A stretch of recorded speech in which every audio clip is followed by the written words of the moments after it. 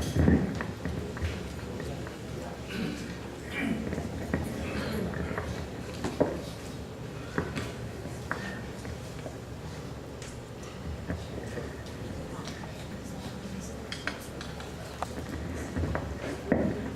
morning in the church. I thank God for the special opportunity given to me to be the speaker for this special events, for the ordination of the 10 pastors of this union. Thank you very much for the special number from Tagum Central Church. Blessing their group, ladies group, thank you so much. I am very familiar to them because just last month, from March 10 to 16, I was in Tagum conducting crusade for 1 week. By God's grace, praise God, for the 255 souls were baptized. I was with Pastor Jimenez. I would like to thank God for calling me to serve the Lord and the people of the division. As Pastor Jerry just announced a while ago, I will serve the Lord in the division since 2005 as youth director, but only for 6 months. Those time, Jerry was my counterpart of the union as youth director. And then in the mission, the commission, Pastor Edwin Pataliho. Madadaro, sorry. Now 2 of them, Edwin now and Jerry now, they are mission president because of the youth director of the division, sorry. So I'm glad, I'm so very happy because my counterpart long time ago, now they are the leader of the church, mission president.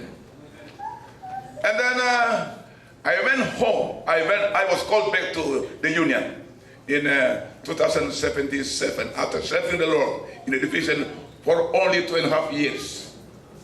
6 months in the youth department and 2 years in the stewardship department. Then I was called back again to the division. You call it balik bayan or called back to the division in 2016. And Pastor Palomares was my counterpart. Now he's union secretary. And then just last year, Pastor Jimenez became my counterpart. So in this special events, I am so very happy because all my counterpart now is the church leader in this union. Amen. Amen. So thank God. Also, Pastor Alex Necessario, he was my counterpart in the mission of mission and stewardship director about for 2 years, since 2 years ago, Alex. So I am so very happy again, thank God, for using this dedicated pastor to serve the Lord in this union. Pastor Alex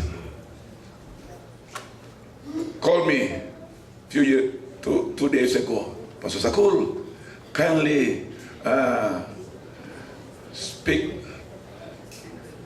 during the ordination for pastor. I said, when it will be? This Sabbath morning. And I was thinking, shall I accept or not? Because I was assigned to speak during the Congress for 1.5 hours. But because of the situation, Pastor Biagi from the GC replaced me in the schedule. I appealed him to replace me because he is from the General Conference. So I thought I was released from the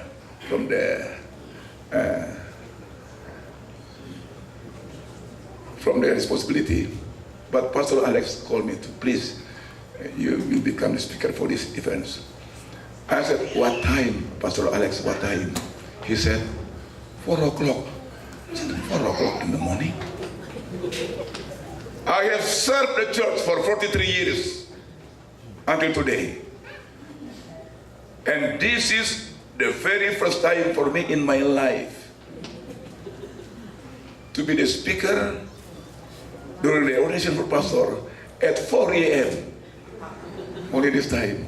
Thank God. This is my testimony. I will tell it everywhere I go. Only here in this union, I preach early in the morning for ordination at 4 o'clock in the morning. Thank you, Mr. Alex. I am here with my wife. And then she's sitting there. Where are you, my wife? I'm not here. She ran away from me. Where are you? Okay, anyway.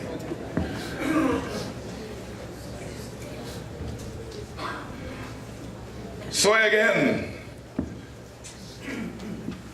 I'd like to say thank you so much for the South Philippine Union Conference Administration and all pastors for giving me time to be a speaker for these events. I remember I was ordained in 1983 after serving the church for 7 years. And it was my historic years. When I was ordained, during those times, it was during the session of the mission. We were three were ordained during those session. When I was ordained, while Union President was offered special prayer for us, I was crying. Why I cried? Because I know in the future, after being ordained as God's servant, in the future, I had to face problems. There was a time I was smiling in the events. I was so very happy attending some events. And there was time I should cry. There was time I was with my friend, with just member. There was time I was alone and very lonely because of the facing problem. This morning, there are 10 pastors are going to be ordained to set aside as God's servant in special ministry. You are called by God to serve our people, to serve the church and the Lord, preparing people for the coming of our Lord Jesus Christ. As we look at the Bible, the experiences of our people in the past. For instance, Barnabas and Saul, they were called to be missionary to the heathen world, to the Gentiles. Before they were sent to the Gentiles, to the heathen world, the church decided to pray for them, to ordain them, lay hands on them, fasting and prayer. After having fasting and prayer, the church called them to be ordained, to be apostles for the Lord, to the heathen world. Why they have to be ordained? Before being sent for as missionaries to the heathen world, these apostles were solemnly dedicated to God by laying hands, dedicated their life to the Lord. Thus they were authorized by the church not only to teach the truth, but to perform the rite of baptism and organize churches, being invested with full ecclesiastical authority. It was and not less form of designation to an appointed office. By it the seal of the church was set upon the word of God. As we look in this quotation of Mrs. White in the book of the Acts of Apostles, we can see that there are 4 purposes of being ordained. Why these 10 pastors are going to be ordained? You are going to be ordained because you have a special calling to set aside, to a special calling. Actually, based on this quotation, we are ordained to be a missionary to the hidden world, not to be ordained to be a union president or mission president. While looking for a position, I am already ordained. I have to be a mission president because of the ordination. No. You are ordained to be a missionary to the hidden world. One of these days, maybe some of you will be called to go to the jungle area. Number 2, you are ordained to teach the truth, to preach the gospel. You are ordained to perform the rites of baptism and to organize churches. Pastors are being called to teach, to train our people. We are called to teach the people. We are called for training. We are called for evangelism work, to preach the gospel.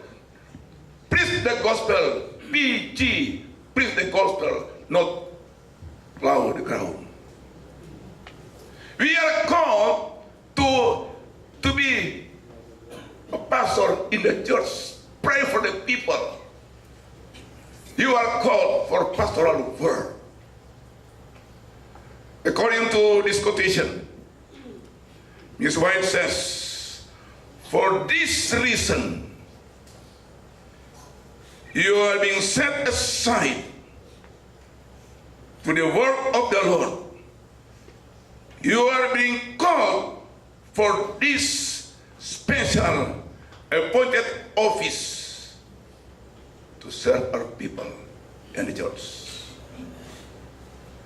You are also being ordained to be called for a specific call to preach the word, to lead God's people in worship, to teach and form the faith of young people, to preach, to educate, to train our people, and to visit our church member and community, to promote the work of evangelism, and to implement Matthew 25, verse 21 to 46. In other words, we are called, we are ordained to serve the Lord and the church. Here you are, here we are, not to be called boss, or you are my boss, you are my president, you are the servant of the Lord. I would like to bring your attention to the Bible in the book of 1 Kings 19, verse 19 to 21. In this chapter, we can see the experience of Elijah and Elisha. You know the story.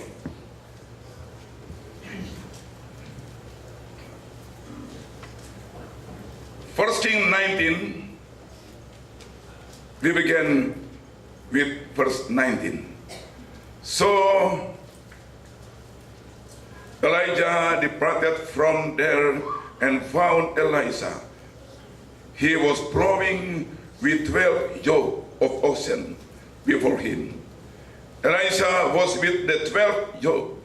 Elijah met up with him and threw his coat or mantle on him. Elisha immediately left the oxen and ran after Elijah. Let me kiss my father and my mother. Elisha said, then I will follow you. Elijah replied, go, I am not holding you back. Elisha turned back from following Elijah, took the pair of oxen and slaughtered them. Then with equipment from the oxen, Elisha boiled the meat, gave it to the people, and they ate it. Then he got up, followed Elijah, and served him. If you read the Bible, before Elisha was called to be God's servant, Elisha was with Elijah for a few times. He was just like as an intern pastor of this time. Elisha was one awesome prophet of God. The name of Elisha means my God is salvation. Based on the book Prophet and Kings, Elisha's father was a wealthy farmer, a man whose household were among the number that at the time almost universal apostasy had not bowed the knee to Baal. Theirs was a home where God was honored and where allegiance to the faith of ancient Israel was the rule of daily life. In such surrounding, the early years of Elisha were passed in the quietude of country life, under the teaching of God, nature and discipline of usual work. He received the training in habits of simplicity and of obedience to his parents and to God that helped to fit him for the high position he was afterward to occupy. As we read this quotation, now we understand, we have to realize that Elisha lived in the very dark times where the Israelites far from the Lord. Yet through countless situations, Elisha stood as a light, a voice in the wilderness, showing through his life that God of Israel was well and truly alive. Elisha performed more recorded miracles than anyone in the Bible other than Jesus. Elisha was really, truly a man of God. His sacrifice, his obedience, and his decision, no turning back once his call to serve the Lord. The call of Elisha is a good illustration for us today. When Elijah met Elisha, he was in the field. He was busy with his 12 oxen, doing the work in the field, working in the field. Elisha's way of life was plowing with 12 yoke of oxen. This indicates that Elisha belonged to a family of considerable wealth family. Imagine he is a rich, he coming from rich family. You just imagine. If in nowadays, maybe Elijah, father of his family, have a big property of a land or big houses, beautiful, nice car, everything he has. He has a lot of money in the bank if he's living this day. But when he got a call to serve the Lord, immediately he accepted the call and willing to follow Elijah, follow the Lord, to serve the Lord. When Elijah said, Elisha, follow me, Elijah gave Elisha his mantle. Mantle is a symbol of service. The moment of Elisha's anointing happens not with a pouring of oil, but rather with the throwing of Elijah's mantle. In our place, if pastor will be ordained, they have to wear suits. Like what I have, like you have, wear suits. When Elisha was ordained, Elijah gave him his mantle. It was the official garment or mantle of the prophet and marked a man a spokesman for God. It represented a man's gift, the call of God, and the purpose for which God had called him. To him, it was the signal that God had called him to be the successor of Elijah.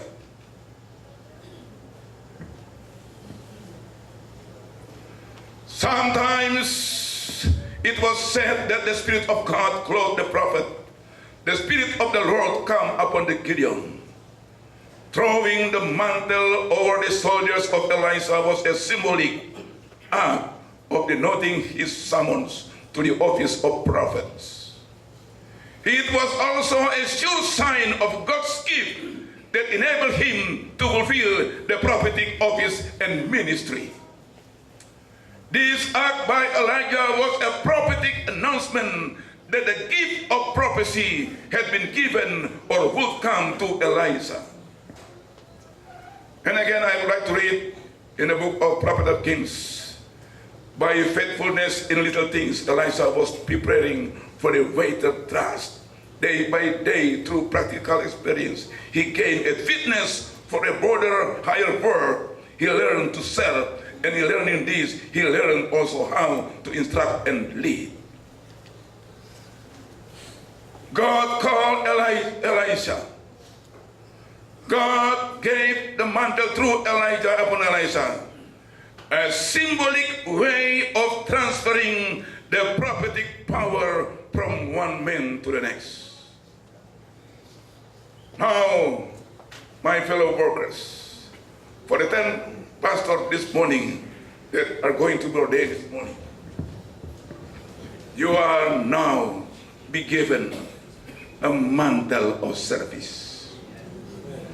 You are now be given a mantle of sacrifice, mantle of commitment, mantle of willing to even die for the Lord. Amen. Not mantle of position, not mantle of becoming the union president, but mantle of serving the Lord even in the very lowest place in this world. Elisha made a farewell for a few time with the parents. Elijah, please give me time. Please permit me just to kiss my father and my mother. So he went home and he said, Papa, Mama, bye-bye. Bye-bye, Fortuner car. Bye-bye, my 10 stories house. Bye-bye, everything. Now I'm going to serve the Lord in remote places even though. Elisha was called to serve the Lord in the church, not to enjoy the comfort zone. In my experience, when pastor, or normally every year, the theology student, after they finish this course from the college, they were called to every mission. And those times we have 7 missions. There was one mission located nearby Davao Mission, Northern Ireland Mission. That is the very, very remote place from the unit, from Manado. So, all of us, each one of us, would like to get the call, not going to that island, but if possible, going to the city. Lord, please send me anywhere. I'm willing to follow you, Lord. Send me anywhere, but not to Northern Ireland Mission.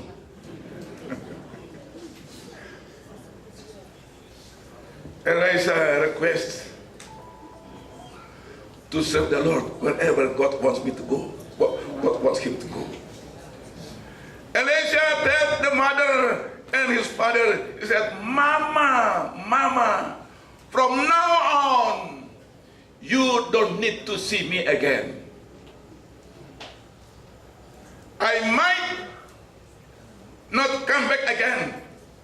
Maybe I will be back or not, I don't know. But please, from now on, never see me again.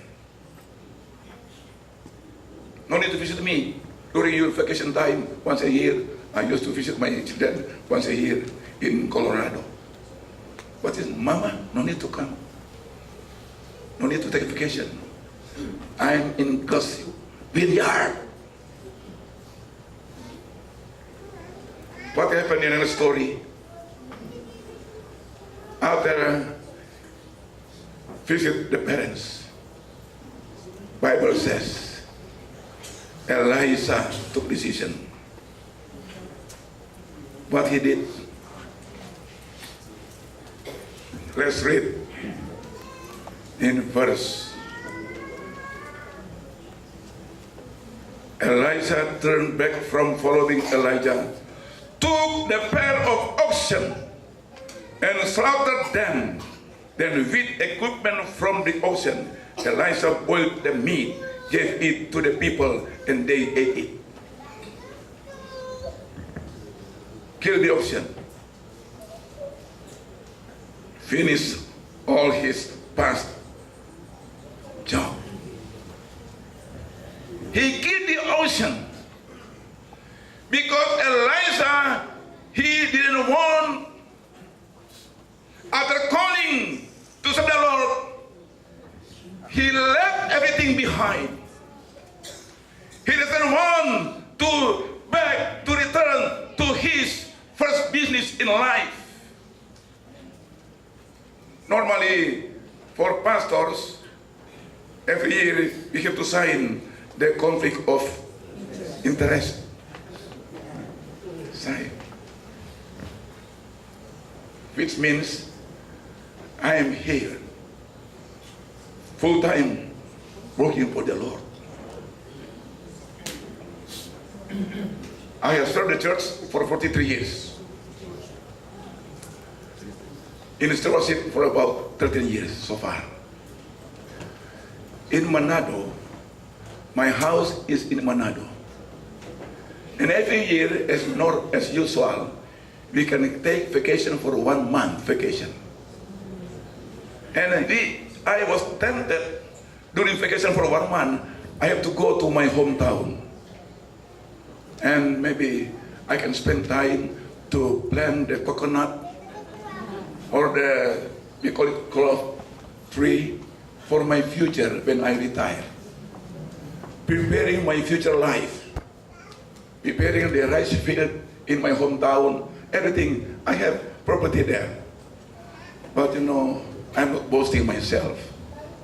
I was tempted to do the work of going to the rice field in my hometown, preparing the rice field, the coconut trees, of clove tree for my retirement in the future. But my friends, as of now, for 43 years of service, I never even 1 minute to go to my hometown to plant the coconut for my future. Never. Even 1 minute. I forget everything. Forget it. I am paid by the church. Not today. I have no property in my life. I have only a wife and 2 children, and that's my property. Forget everything. You are paid by the Lord, by the church. Forget all things behind. Don't worry about your future. Don't worry about your future. You are being set aside for one purpose, to serve the Lord forever, even until you die. So the ordination is not for the time since you are still alive. Even until you die, even you are already in the grave, the ordination is still there in the grave.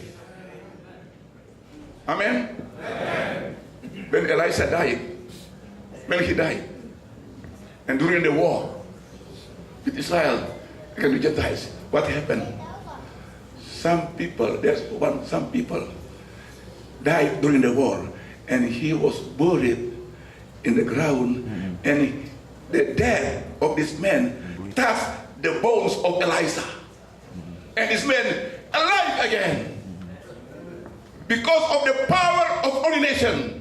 Until in the grave, you have power, and your power given by God from now until you will be in the grave sometimes in the future. That's why be careful of worldly things. Pastor, leaders, you are tempted with 3 things in your daily life. You are tempted in 3 things in your daily life. You are tempted with the position, money, and sex. Beware of these 3 things. Pastors, these solemn events, we need to make a true commitment to the Lord, a commitment to discipleship required and about faith, a total turn away from the world values and toward God's. I have decided to follow Jesus to be your theme in your life, which sums up this commitment to discipleship in starkly turn the world behind me, the cross before me, not turning back, not turning back. I'm sure I've been in your time. I'm sure you will face so many problems, tough problems, and most of the time you have to cry. I was in the church for 24 years in administration.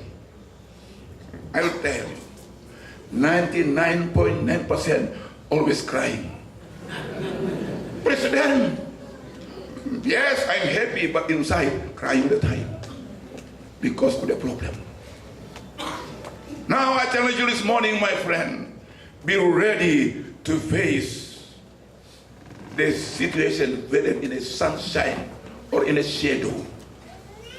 During a rainy season or bright season, be ready to receive it. You are facing the challenge in the future, but stand up, be ready, and move forward, because God says, I will be with you. Success depends not so much on talent as on energy and willingness. It is not the position of splendid talents that enables us to render acceptable service, but the conscientious performance of daily duties, the contented spirit, the unaffected, sincere interest in the welfare of others. In the humblest lot, true excellence may be found. The commonest tasks brought with loving faithfulness are beautiful in God's sight. Tomorrow, after being ordained, next week, next month, next year. I challenge you, be faithful in your calling. Amen. Be faithful in God's calling. Even you will have problem in the future, but remember, the battle is not yours. The battle is the Lord's. Amen. Amen. God bless you.